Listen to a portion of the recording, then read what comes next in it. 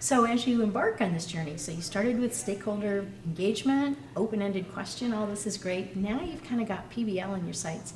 For you as leaders, how are you framing this? Kind of how are you approaching an introduction to PBL for your staff? So we kind of are taking the approach of we're on a journey. And sometimes you know exactly where your destination is, sometimes you don't. And I think for us as a leadership team, we're not really sure what the end result is. We know that the outcomes that we want for students, but I think this is going to be kind of a meandering path.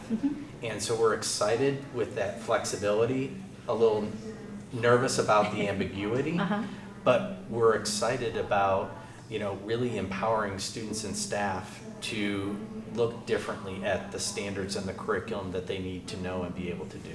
Okay, so a little bit like a project.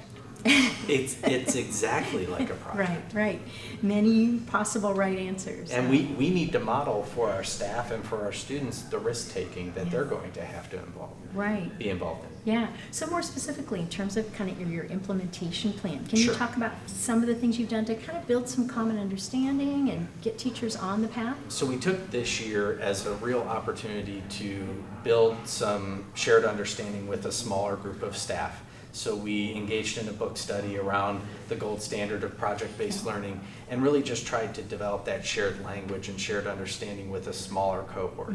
And their goal was to develop the professional development that would be shared with the rest of the staff for the next 3 to 5 years. Great. And so they were empowered to kind of lay out the plan because we know that they need to have the ownership of this process. And they quickly learned that if we're using a lot of the Buck Institute materials and we're learning and they have a lot of the resources, maybe we should just work with the Buck Institute and the ESCCO of Central Ohio to build that first year of shared understanding for the entire staff. So this year, we are partnering with those two agencies to build shared understanding. This is a learning year. No expectation for implementation, just learn the essential elements and develop that shared language K through 12 so that students don't have inconsistent language as they're going through this process. Sure.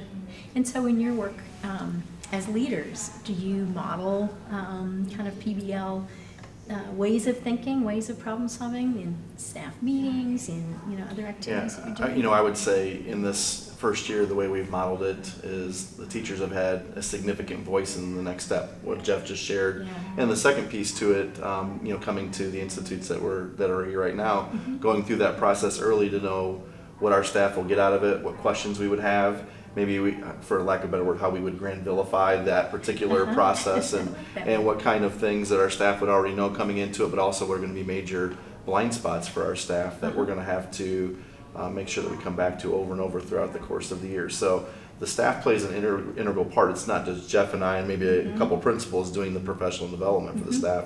They have a significant voice and choice in how this goes, and I think that fits right into a lot of the design aspects that we've learned about in our very short time in learning about PBL. Sure, and you're using the word learning a lot, so do you feel like both of you are learning? Absolutely. Yes, absolutely. Modeling that too, And right? I think what was exciting to me is I sat down with my cabinet and said, so what are the problems that we have within our organization? How can students help solve those problems? So, using our students and our staff to address our own organizational issues or learning issues and using that as a jumping off point. So having everybody kind of reflect about, okay, what are the problems that we face?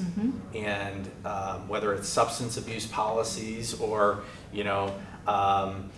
efficiency of our HVAC systems. Right. But all of those things could be something that students look at and learn from. And they're just right there. They're right in front there. of you. Yeah. We have to spend time on them no matter what. Sure. So that was kind of a way that we looked Yeah. at modeling some of that that inquiry. Wonderful. Okay.